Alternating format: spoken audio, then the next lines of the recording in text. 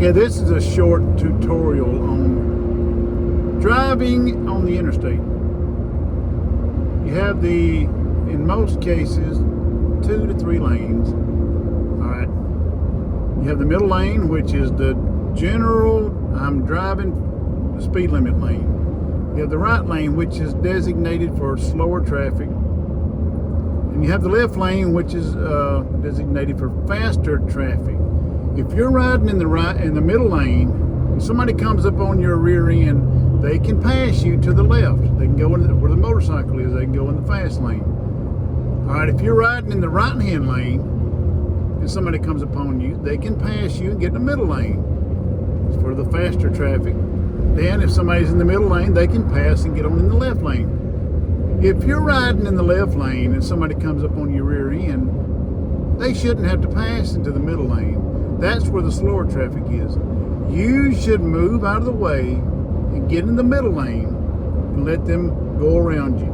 Don't sit there because you're doing the speed limit and think that you have the right to block people that are going faster than the speed limit. Let them go on by if that's what they want to do. You're impeding the flow of traffic.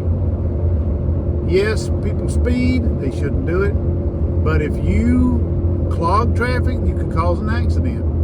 So, when you're in the middle lane, you're okay. Just ride along like you want to.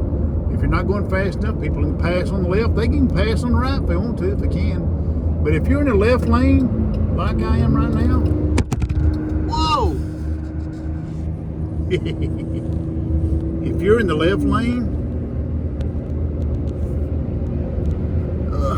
and traffic is wanting to come around you, do the polite thing and scoot over. Scoot over. Yeah.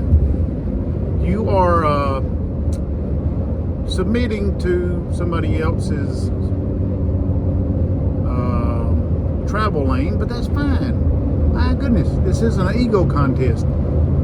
Get out of the way and let people go around you.